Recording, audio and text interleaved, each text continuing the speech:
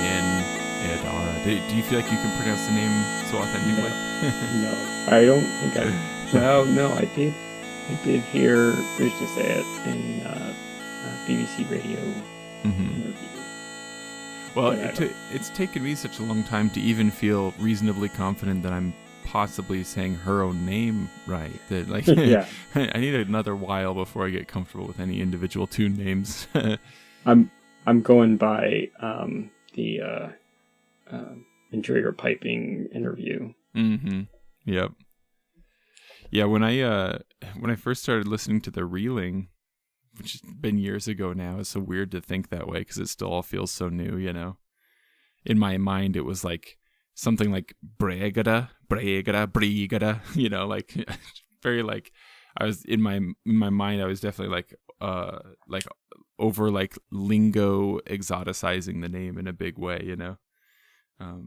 Hearing people confidently pronounce it the way it's supposed to be sounds much more like air quotes normal to me, you know.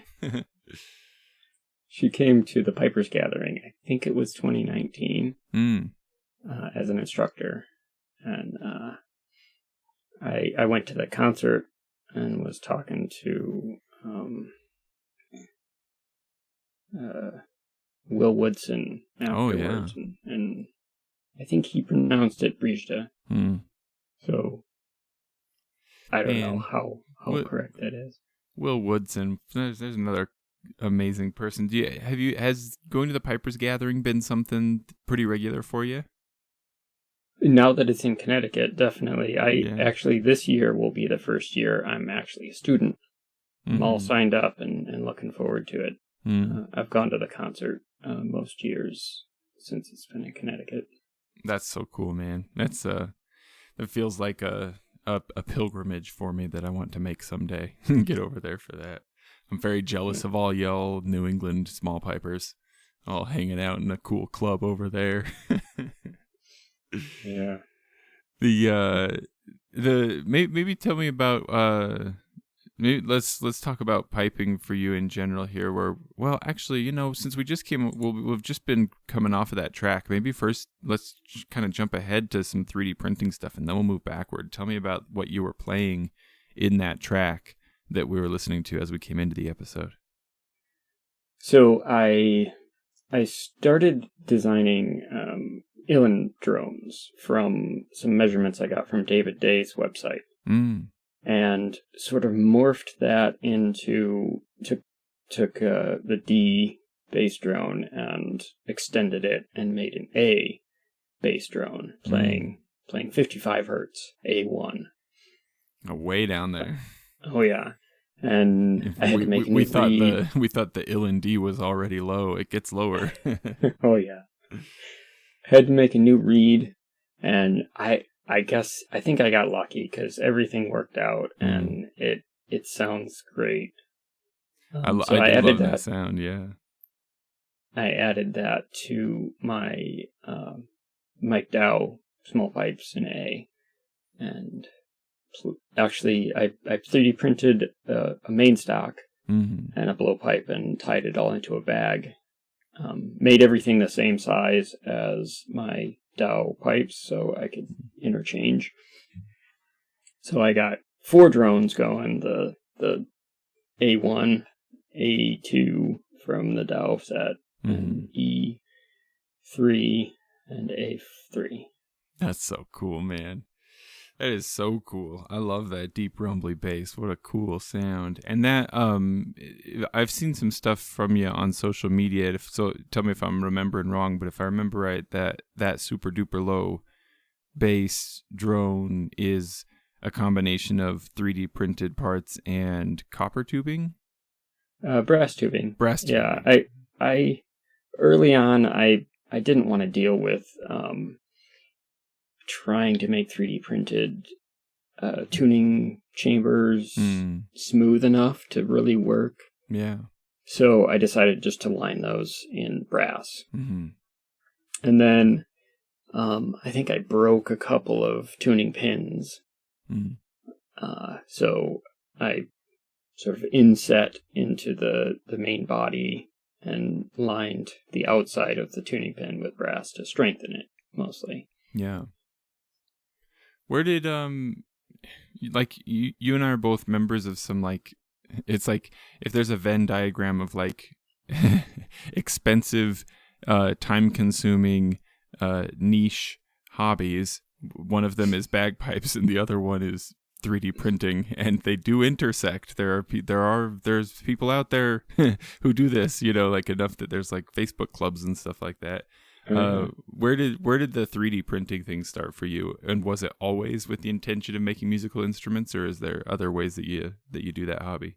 It was always with the intention of making drones, at least. Yeah. I have a chanter from David Day, the penny chanter, uilleann pipe chanter, and sort of have been putting it into my small pipes and blocking up the drones because I could never get the small pipe drones to work with the chanter very well, and just messing around with it. So I wanted a set of uilleann drones, and David Day had the measurements, and I figured, hey, I can design the 3D printed parts to these measurements. Yeah. And so the first bagpipe thing I printed was the print and play Lindsay system chanter. Oh, totally. Yeah. And then, before that, I didn't have a printer, but I had this design, and so I contacted our local library, which has a printer and a service to print things. Right. Just for material costs. So I contacted them, and they said, "Yeah, we could print that file for you." And then I was talking to person who became the pipe major of my band.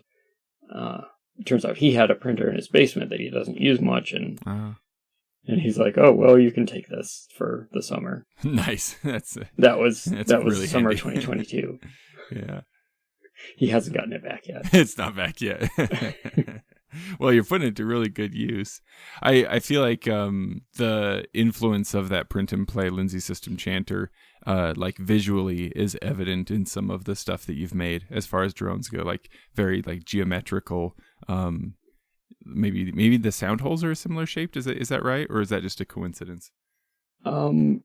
So I had a design with square bores, and actually the folded, the bass drone and anything where I've got a folded bore, the bores are square. Oh, that's interesting. I do remember seeing like some of them looked like, definitely the outside profile was square, but I had assumed that it probably was like, it's easy to grab and, move up and down for tuning, and it's also kind of a bold visual choice, I didn't realize the interior would be square as well. No, definitely. And that's because it prints. If you've got like a diamond shape that you're turning 180 degrees. So at the bottom it's a point. Yeah. And at the top it's a point. That will print with less overhang, so the shape is truer. Gotcha. That makes sense. The experiments, are they ongoing in a very active way, or have you kind of like gone through a highly experimental phase and are at this point kind of like zeroing in on very specific things? I guess maybe what I'm asking too is like, is that printer running every day? Or have you at this point kind of made the stuff you're playing with and it only runs every once in a while? I definitely have things that I want to change, but I recently haven't really found a lot of time to put into printing. So the last thing I printed was a didgeridoo with a model that I found. Yeah. Where did sort of like some design experience, I should say modeling experience, I guess, is certainly helpful when it comes to this stuff. Had you done other kind of sculpting, modeling, that kind of stuff previous to trying the 3D printer? Yes, absolutely. I'm an engineer, and all the way through high school took drafting, and ran out of classes to take. Oh, yeah.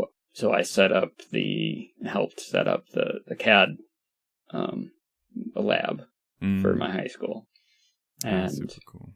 did some work for professors in college where, it's not a given that an engineer knows how to solid model or draft. Mm-hmm.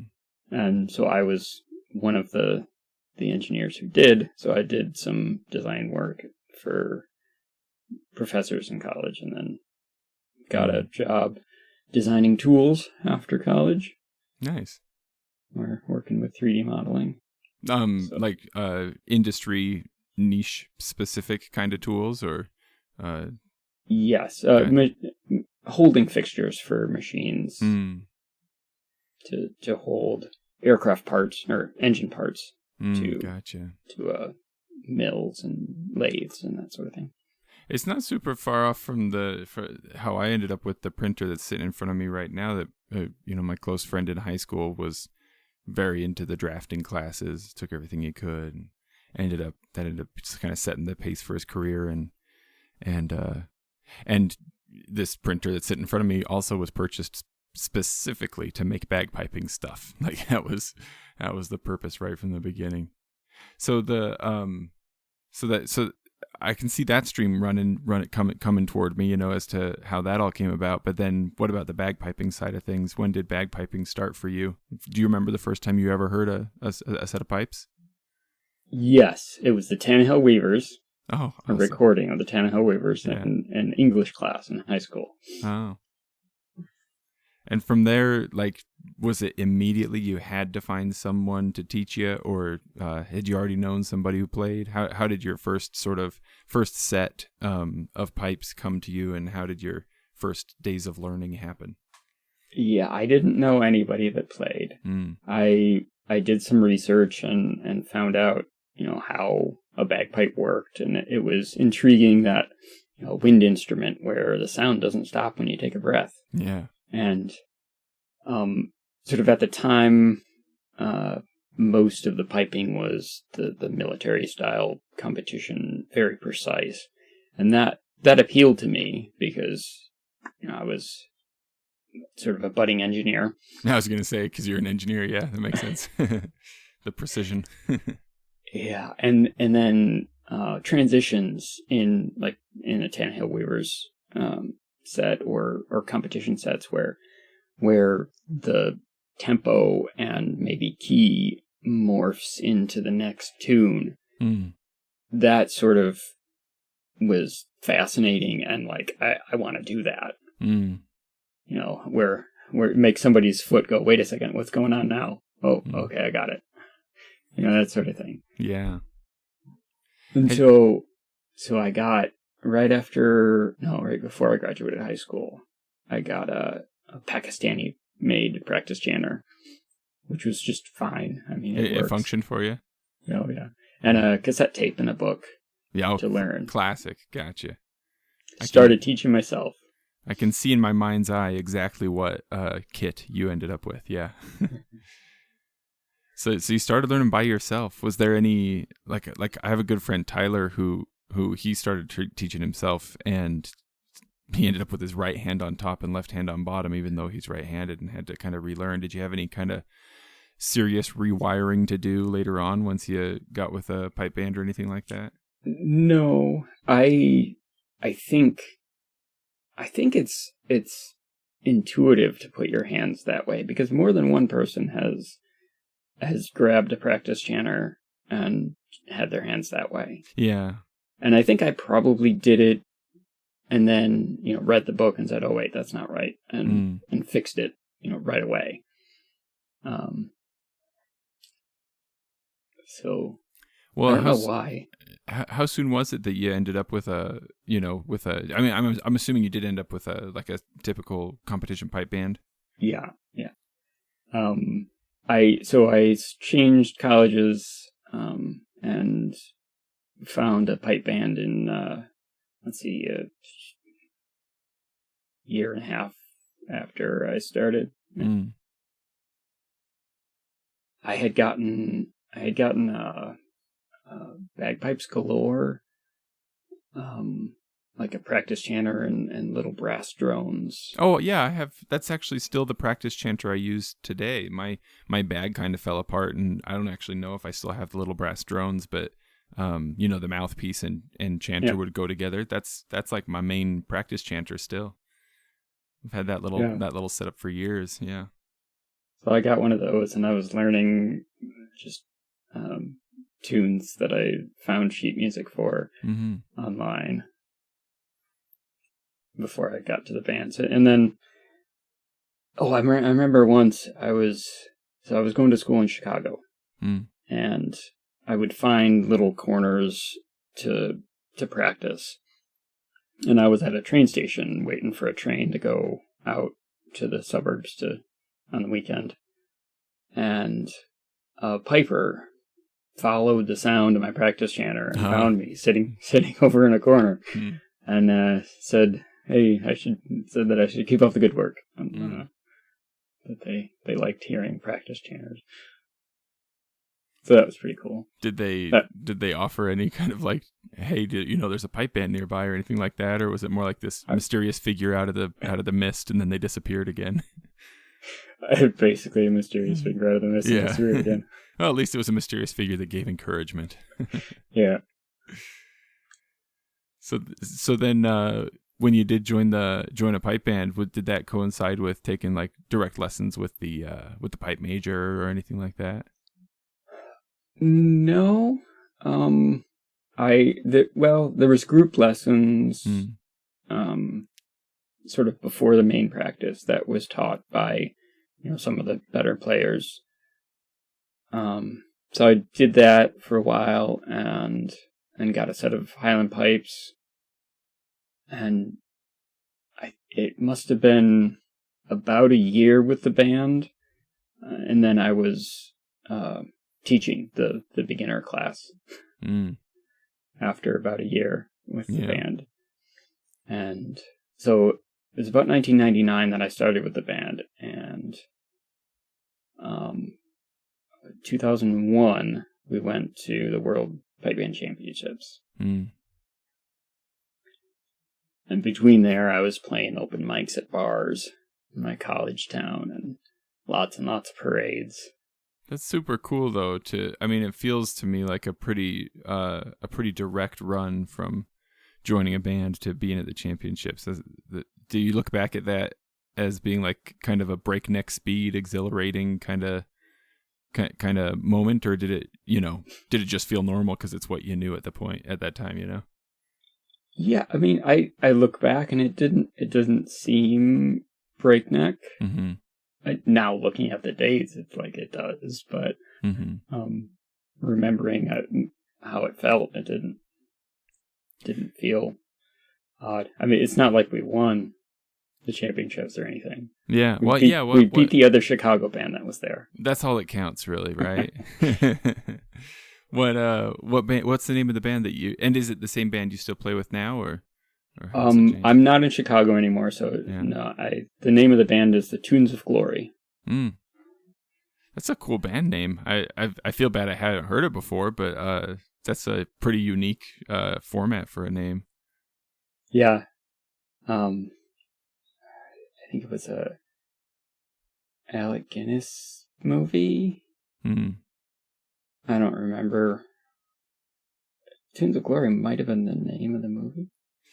I probably should have done some research on that. Oh well, I've been kind of scrolling through your social media, and I did find some photos, kind of a throwback thing that I think it was somebody else had posted it, but that they'd tagged you in it, and it looked like a fun trip, little group of friends, and it seemed like every photo, whether you guys were recreating or competing, somebody had their pipes out, so it must have been pretty fun.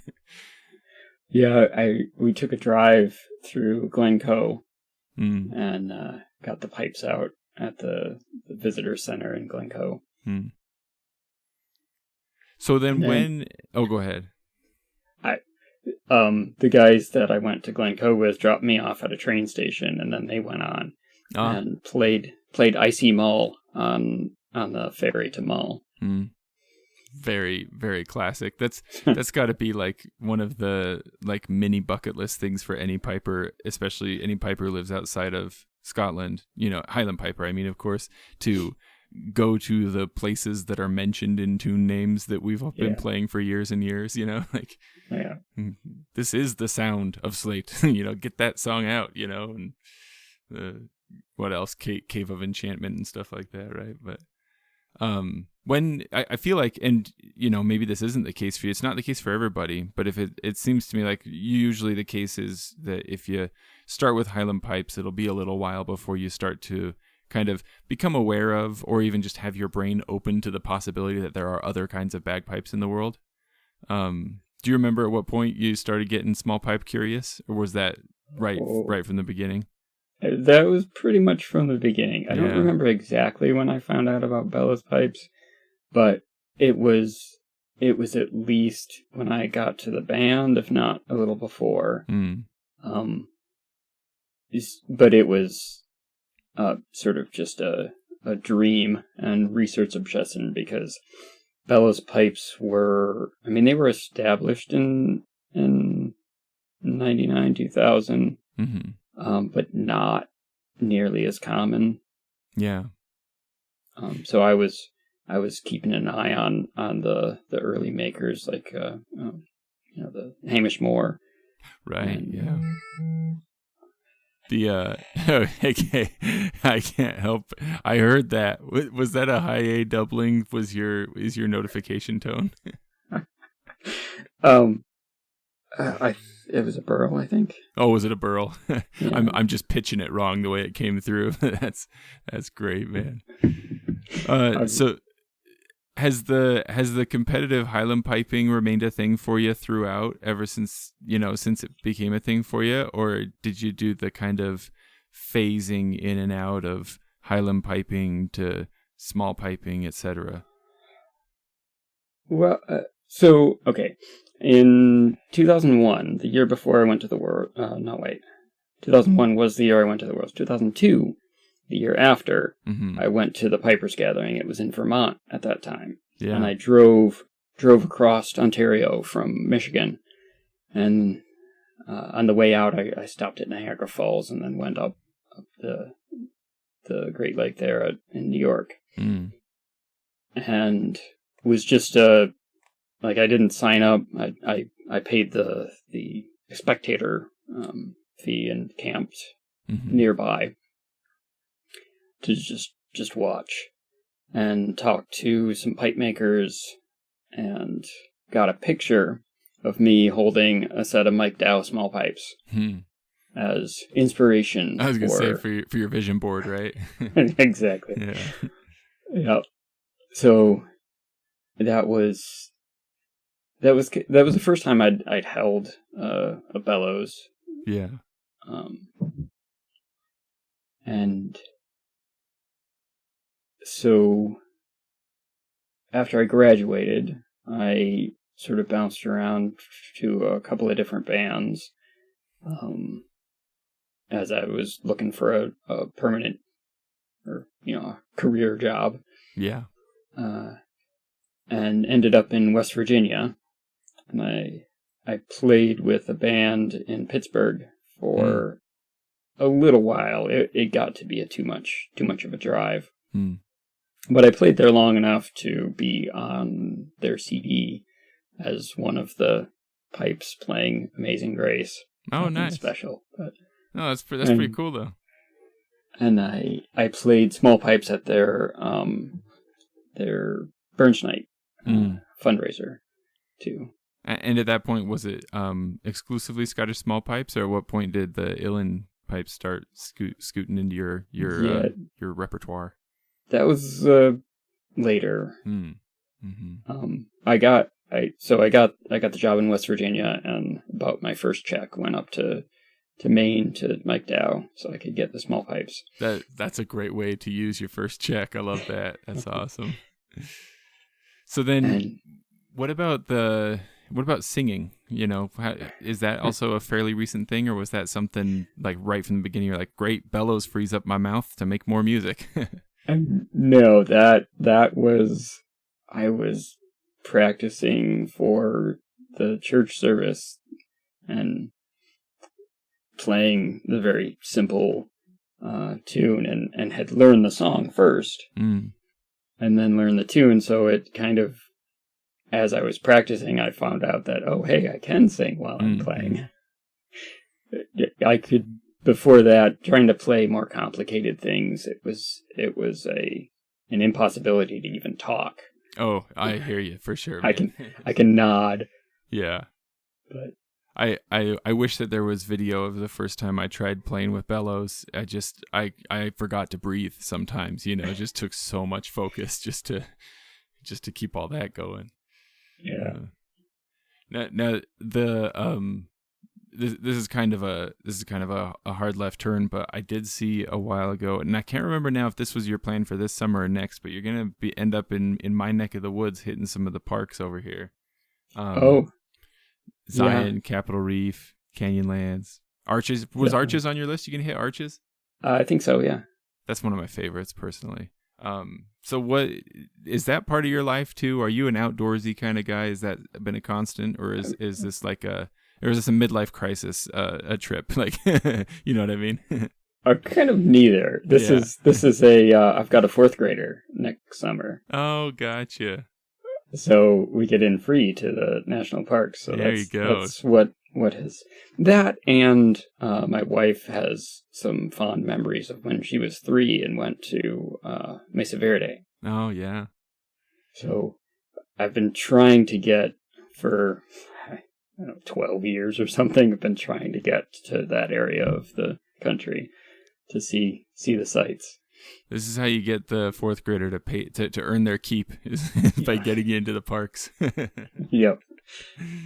Well, that's super cool. I'm hoping for some very surreal photos of weirdly shaped 3D printed bagpipes being played from atop like Red Rock and stuff like that. Okay. What else takes up your time when you're not piping and 3D print experimenting and engineering stuff? What else takes up your time and your energy? The kid. Yeah. Sure. My wife recently we've got a dog and she had some puppies. So, I redid the floor upstairs in the puppy room a few times. So, doing housework, and the latest thing is to put up a shade in the back off the sliding glass door, so the dogs can hang out without being burned.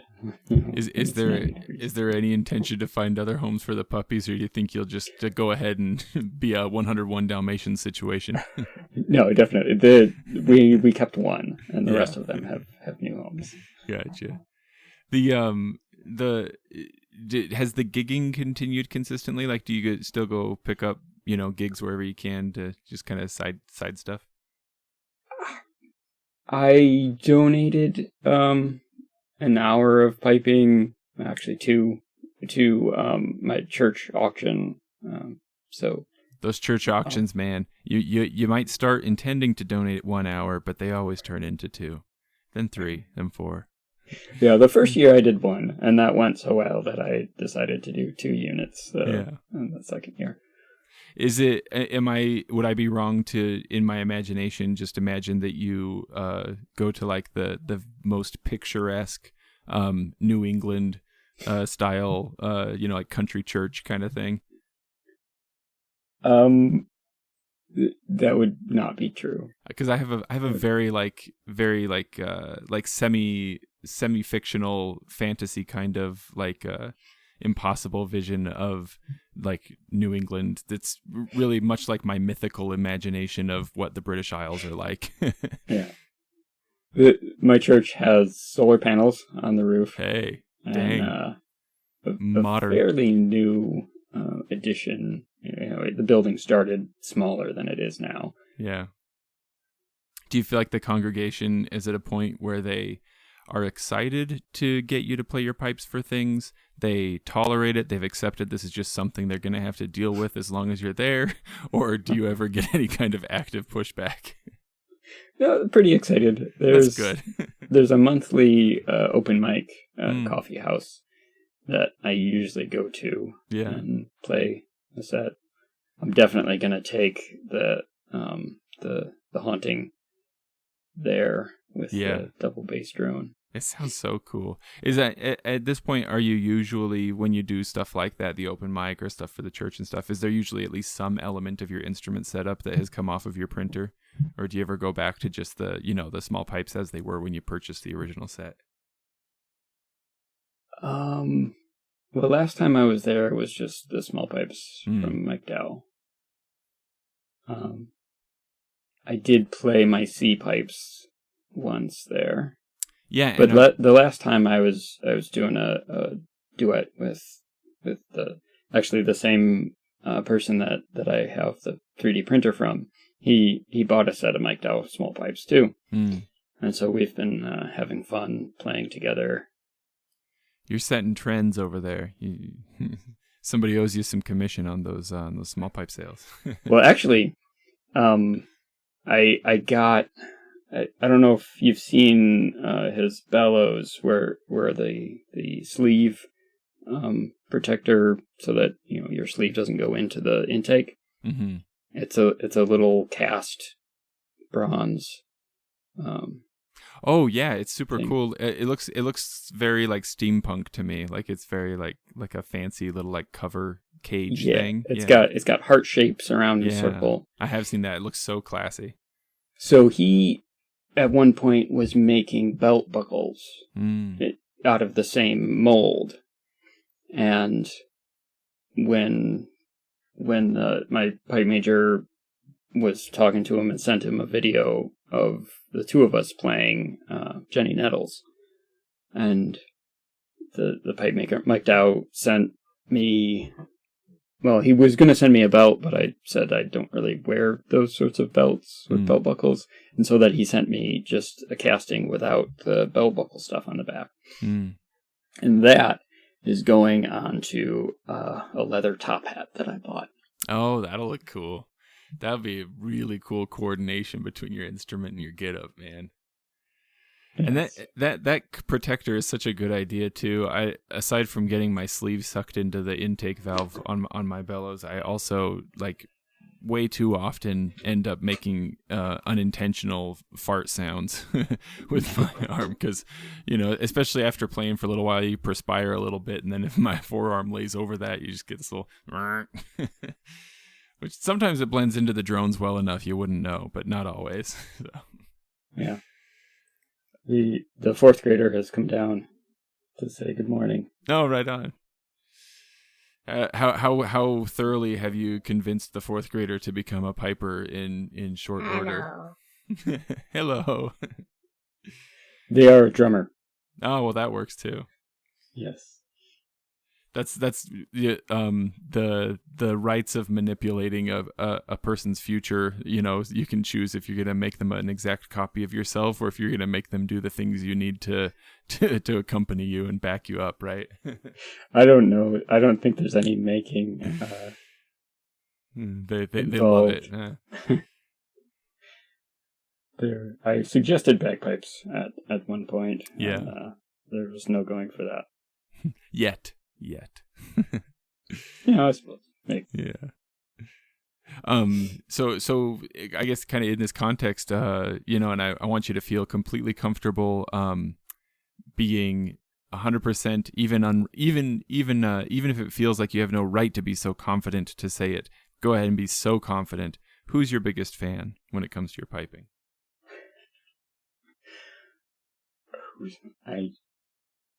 I don't know. Who do you hope might be a big fan? Who do you hope is your biggest fan? Or who would you like to be your biggest fan? I don't know. I just do it to have fun. Well, that's important. It's probably the most sustainable model, really. You do it because you love it. Has if money were no object, do you feel like you would be very motivated to purchase like some of the very finest of bagpipes in the world, or do you feel like you get so much joy out of making your own stuff you would just double down on like printers and tubing and equipment to keep making your own? So I was going to ask if my unlimited budget included 3D printer parts. Yeah, for you it does. Maybe not for Okay. everybody, but for you it does. So yeah, I would definitely get a 3D printer, probably a Delta style, like Davey has. But yes, I would buy professional bagpipes, because those C pipes that I made, they work mostly, but the drones are finicky. And so, I mean, that's on the list of, I need to figure out if it's reeds or bore sizes or what exactly it is making those be so finicky. But yeah, I would get probably a carbony Celtic highland pipes in either B flat or A. I'm gonna take these off and get a chair. That track you sent in for Way Too Twag's 50,000 celebration episodes sounded really good. Of course, if stuff was finicky, then it would have, that. But I just got to hear the finished product, and I was just like, "Dang, these sound so good." Yeah, and border pipes too. The Swain border pipes. Yeah, that Jeremy has. Those are nice. Yeah. Did you see have you seen some of the videos of him doing the neck controlled regulators on those drones? Yes. That's such a cool thing. Yeah, that's pretty cool. I mean, I should have been excited about border pipes already, and I kind of was, but that was the main thing that kind of made me go, frick, I guess I'm really going to need to get a set of these someday. That guy, though, he makes playing bagpipes look easy. Did you see him recently picking up Northumbrian pipes? He put a couple of it, and he puts out this video, and he's like, "Please excuse the mistakes. This is the first time I've ever touched a set of Northumbrian pipes," and then immediately just like shreds like he grew up in Northumberland, like just what sounds like a legit pro. Jeez. Yeah. Oh, man. Pretty amazing. I'm looking forward to meeting Jeremy. Oh yeah, he's gonna be at the Pipers Gathering this year. Yeah, I'm so jealous. That's awesome. So then who are you listening to these days? Of course you're listening to Breach with the Carry Them With Us track that we opened up with. She's got that on her new album. Who else do you like listening to? Are the Tannehill Weavers still a big deal for you? Once in a while, yeah. I've got some Tannehill Weavers on my streaming service.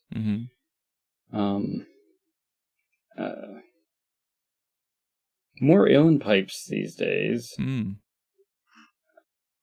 Mostly YouTube stuff. Oh, for sure, random people who have put stuff up. So how does that, is that kind of the sort of goal, or sort of like next kind of where the energy is right now for your own playing as well? Are you feeling really into developing the uilleann pipe, not only playing but also parts printing and stuff like that too? Some, yeah. Yeah. I'm in a grade 4 competition band. We haven't competed yet, but so that's taken up a lot of my energy for this summer. The Chicago games are, like, as you and I are recording, I think, aren't the Chicago games happening like right now? Like today? Yeah. Yep, I think so. But you're further away from Chicago now, of course. Yeah, I'm all the way in Connecticut. That'd be which, again, from my ignorant Mountain West brain, right? It's basically like everything east of the Mississippi is like the same thing. So you're like a stone's throw from Chicago and also Tampa, in my brain. The culture in New England is not to travel very far. Like a half-hour drive is a lot of times just too far.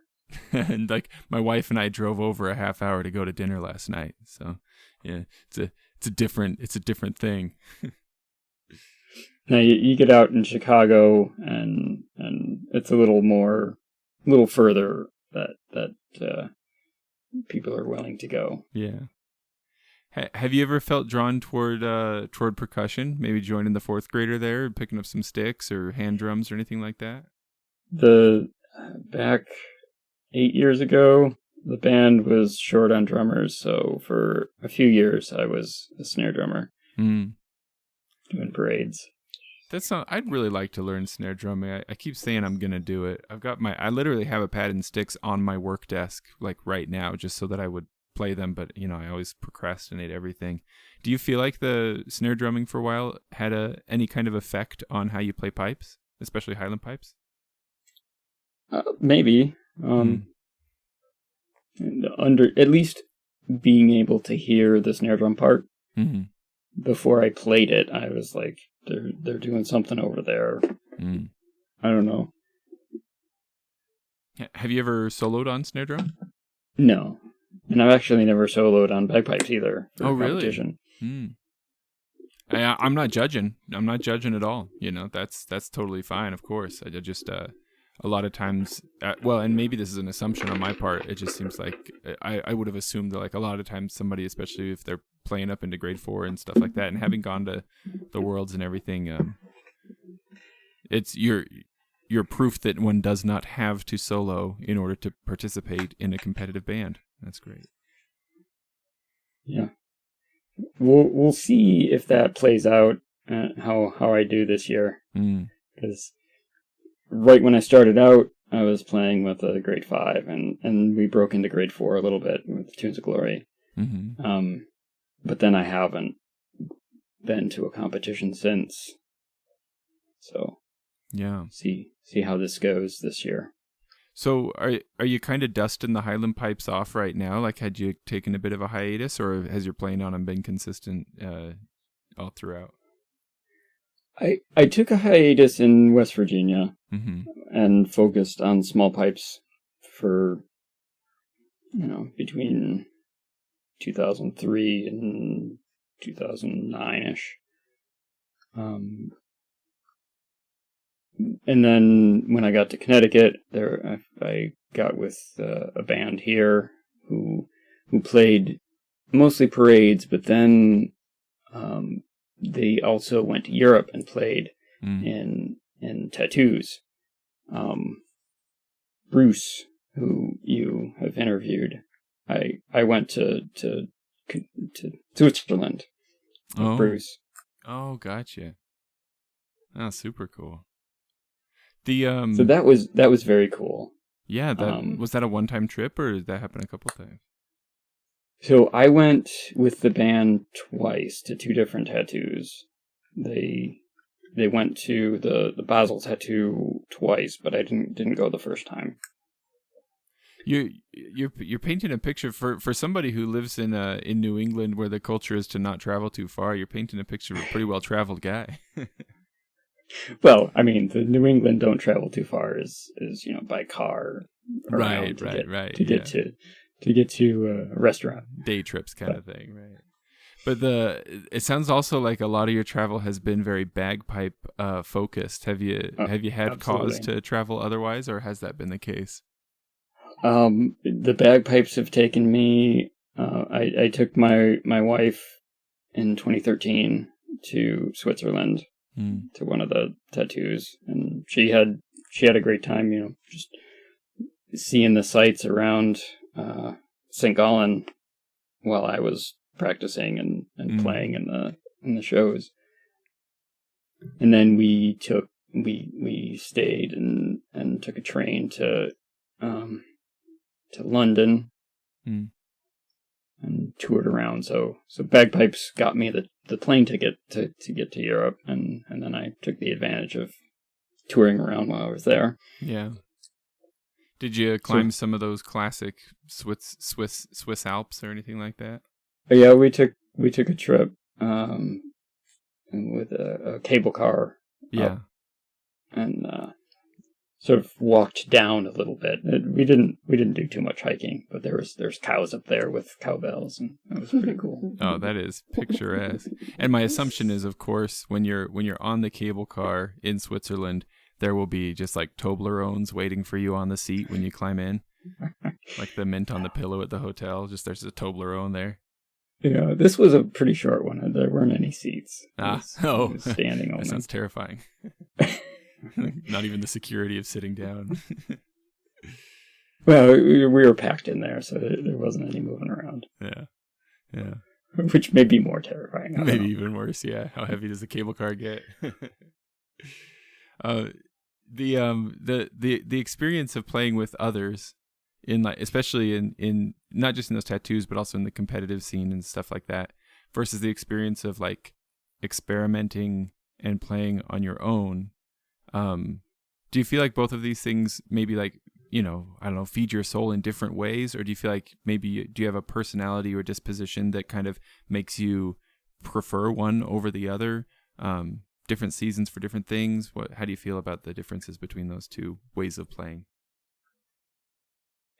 It's definitely been nice to be able to sit in my basement and mess around and then share some of it with others through various social media stuff. Yeah. But the best experience I've had with bagpipes is the Basil tattoo. We were rehearsing and playing something with all of the brass bands and all the pipe bands, and a conductor up front. And we got done, and the conductor was, visibly happy about our performance, and that's just great. First, to be in a performance that would make a conductor happy, and then to see, this guy who's in charge of the whole thing, happy with the performance. Yeah, good stuff. Yeah. So, go ahead. When I was in West Virginia, there was a weekly Irish music session in Morgantown that I played, and so that was a lot of practice on bellows technique and just getting reps in, and that was a lot of fun too. Were you getting the uilleann chanter out for that? No, maybe once. Yeah. What about like whistles and flutes? I know I've seen you do a little whistling and fluting around. Yeah, I just got not just a couple months ago, I got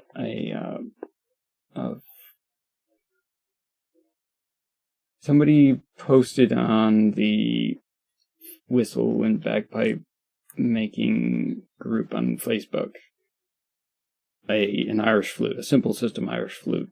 Oh, I think I already know the one you're talking about. I have the file set sitting on my computer right now because I wanted one too. It like looks really cool. It was kind of like a bluish color that they printed it in. Yeah. I'm colorblind. I shouldn't say what color I thought it was, actually. Blue or purple or maybe green. Right, yeah. It's got the square rectangle holes.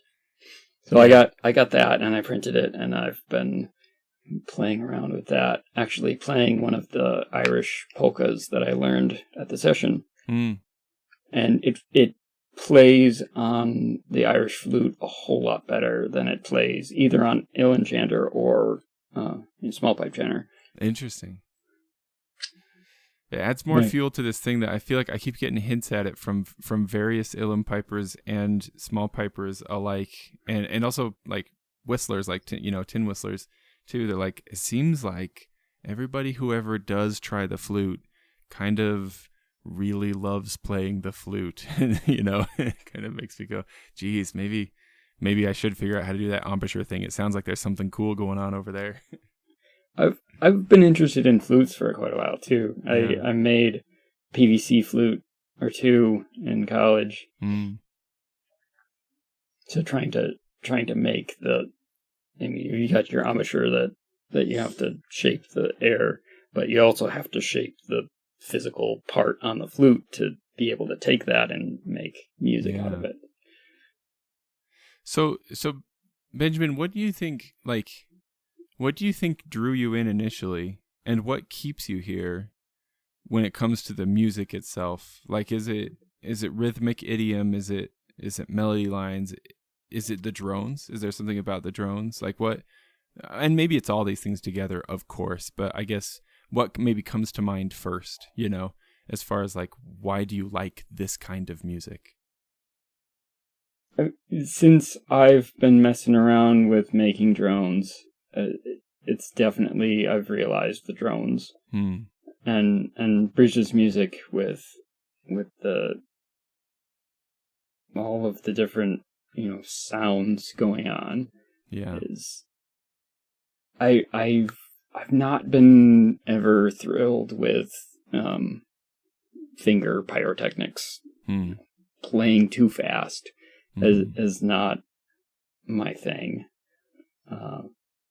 But definitely drones, and playing that double bass drone at 55 hertz. Yeah. You hear things about, or I have anyway, about cats purring. Yep. And 55 hertz is right in the range of cats purring, and what benefits they get from purring. And so it's kind of like my cat that I don't have to feed. And yeah, that's so cool, Benjamin. Because I can imagine, like, I've never played a drone that low, right? But just like within like this like standard typical what do small pipes use? Is that the A3 that a bass drone would usually play on, like your standard? A2 is the bass drone on a small pipe.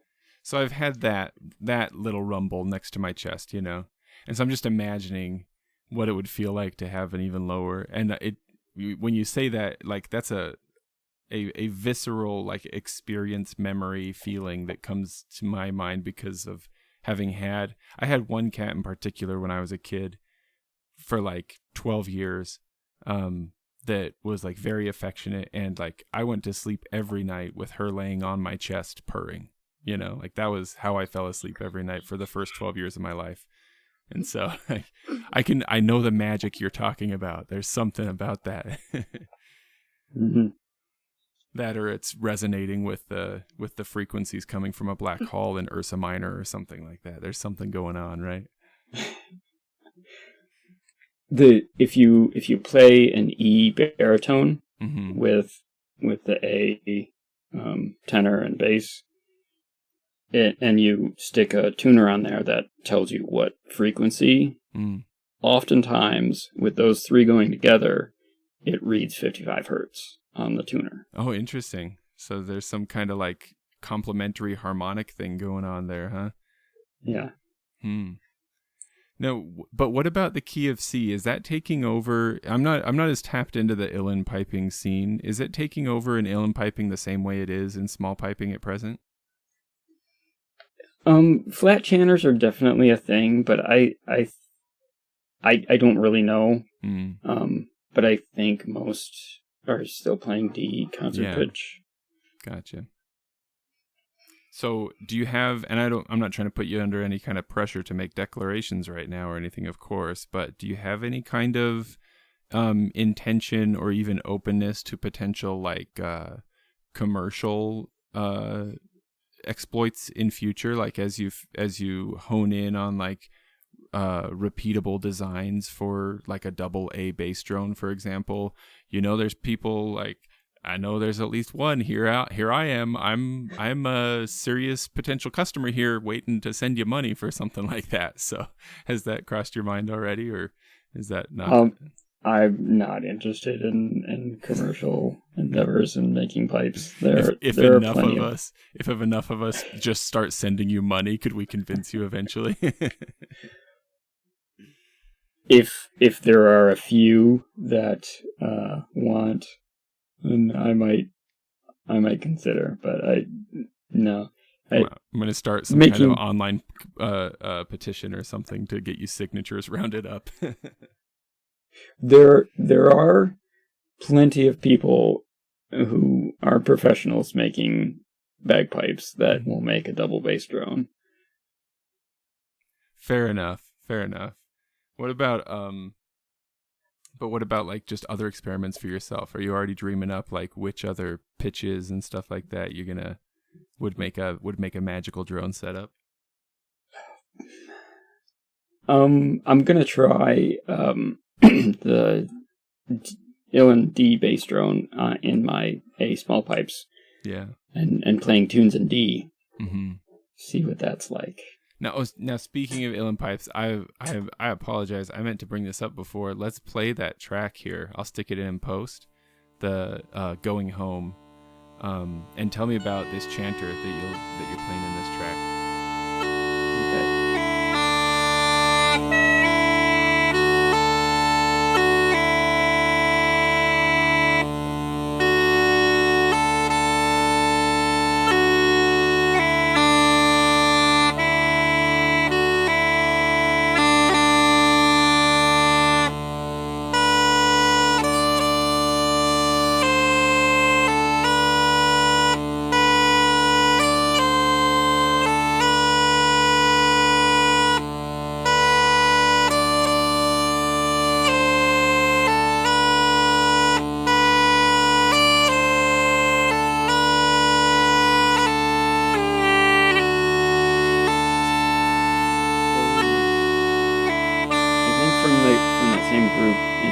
Facebook group got wind of a chanter model and found it on Thingiverse, printed it out, and used my David Day reed, and worked pretty well in it, and it sounds nice. It's a lot lighter than the epoxy and brass tube chanter that I got from David Day, which I like.